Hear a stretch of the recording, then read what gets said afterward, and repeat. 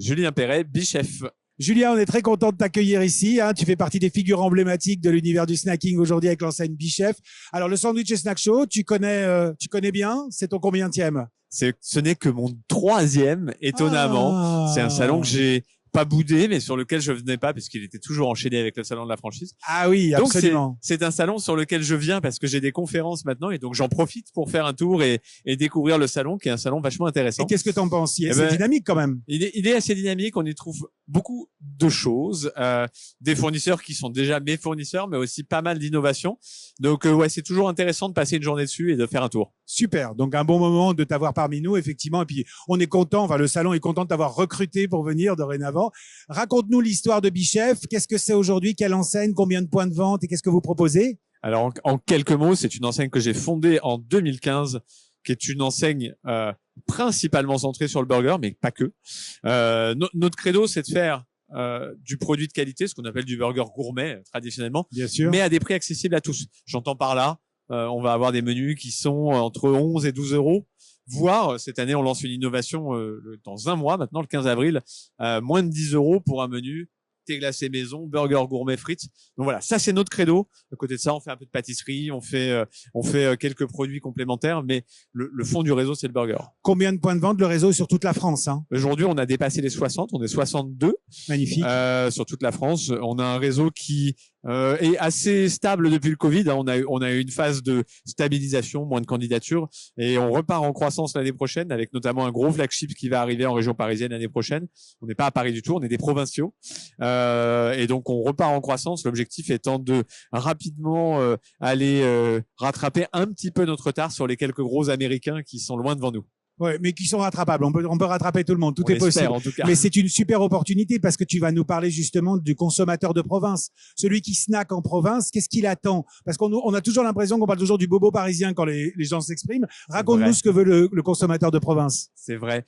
C'est d'ailleurs, c'est un de mes grands combats depuis très longtemps. Alors, étonnamment, je suis parisien d'ailleurs, moi. Mais c'est pas grave. Mais peu importe. C'est un grand combat que j'ai sur plein de dimensions, qui est de dire ok la qualité, ok le prix, ok plein de choses, sauf qu'il y a des gens, ils ont 10 euros pour manger, et donc à un moment, qu'est-ce qu'on fait pour 10 euros? Ce qu'il attend le consommateur en province, c'est un espèce d'équilibre qui est très complexe à atteindre, en tout cas qui paraît inatteignable à certains, qui est de dire à la fois je veux pas payer cher, mais je veux un truc vraiment quali.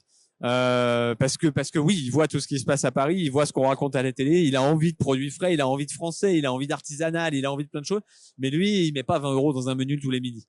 Donc c'est un consommateur qui est partagé entre les deux, et sur lequel c'est ça qui est passionnant. Il faut être extrêmement technique dans la composition des menus, dans la façon dont on les conçoit, pour arriver à lui offrir à la fois ce qu'il attend en qualité. Ça va être ce qu'on fait nous, du pain boulanger, des sauces faites sur place, des choses comme ça, ou du muffin, tout est 100% français, enfin dans nos pâtisseries. Mais ouais, un muffin, ce sera 3 euros et ce sera jamais plus. Un burger, ce sera en menu 11, 12, jamais plus. Formidable. Donc, être accessible pour un consommateur de province, lui apporter des réponses. Un consommateur qui a souvent l'habitude de mixer restauration rapide et restauration traditionnelle. En plus, effectivement, sur des formats qui sont pas forcément pareils de ceux qu'on trouve à Paris. C'est souvent des consommateurs qui mangent sur les périphéries, dans des grands établissements chaînés. Donc il y a une vision de la restauration qui est d'ailleurs, enfin pour moi, qui est la restauration française, parce que ça reste une grande partie du marché, la province. Mais les habitudes sont pas les mêmes, les modes de consommation sont pas les mêmes, et il faut se rappeler que leur repère principal, c'est-à-dire le plus gros pourvoyeur de consommateurs aujourd'hui, ça reste McDo, un peu Burger King. Donc c'est ça aussi leur modèle aujourd'hui de restauration, et ce vers quoi ils se tournent. Alors aujourd'hui, on voit bien qu'il y a pas mal d'enseignes, des enseignes de bonne qualité, avec une belle présentation des produits sains, des produits gourmands, comme ce que vous proposez aujourd'hui. Les enseignes, leur boulot, c'est pas aussi de temps en temps de déprocesser un peu, qu'on ait moins l'impression de rentrer dans une chaîne de restaurants. Et est-ce que vous travaillez là-dessus? Ouais, c'est un vrai sujet. Alors je dirais qu'il y a un pour et un contre. C'est une vérité. Parce qu'aujourd'hui, on cherche de l'instagrammable, on cherche de l'unique, de l'expérientiel. Tout ça, c'est important. Après, je mets un bémol, c'est que le client, il aime enfin, c'est pas le confort, mais il aime la sécurité. Il aime se dire, je sais où je mets les pieds. McDo, Burger King. Tout à fait. Je sais où je mets les pieds, je sais ce que je vais à manger. pas de doute, je risque rien, j'y vais. Donc il y a un juste équilibre à trouver entre dire je suis pas une énorme chaîne avec un truc qui est standardisé de partout. Donc on a quelque chose qui est un peu original, unique, artisanal, mais d'un autre côté, il faut quand même que j'ai une expérience que je comprends et qui est simple. Donc des garanties, il veut quand même des garanties le consommateur. C'est un très bon terme. Ouais. Alors c'est un super thème. Je continue avec un deuxième thème que j'ai bien perçu parce que j'ai vu le post que tu avais fait sur LinkedIn annonçant justement cette nouvelle offre avec une offre encore plus abordable.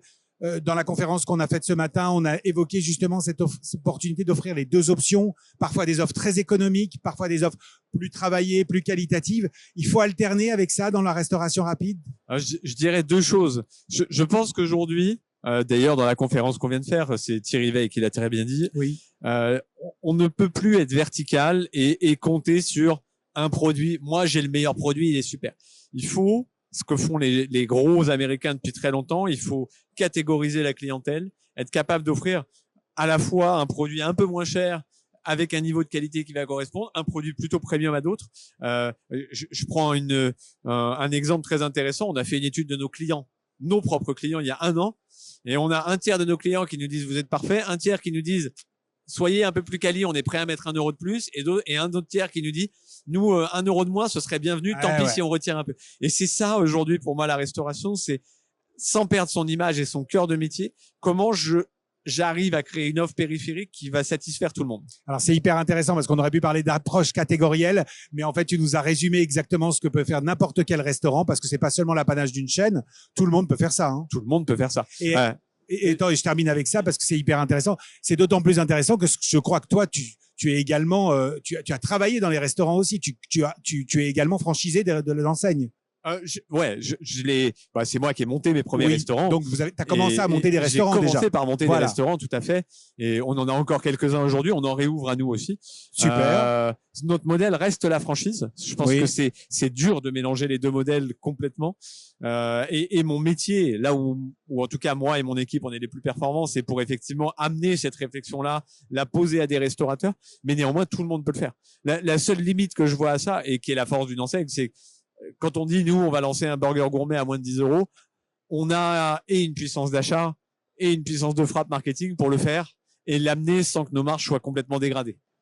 Qu'un petit restaurateur aura plus de mal à faire. Oui, il aura plus de difficultés, mais sinon sur le reste, sur l'approche catégorielle, c'est tout à fait possible. C'est possible pour tout le monde. C'est simple. Enfin, je vais pas dire simple à faire. C'est juste se poser, prendre le temps de travailler dessus et le faire. Magnifique. Alors, merci pour tout. On voit bien cette belle édition. On a réussi à te recruter il y a 3 ans sur le salon. Tu reviens chaque année. On compte sur toi l'année prochaine. Bien sûr. Formidable. Merci. Merci à infiniment. toi.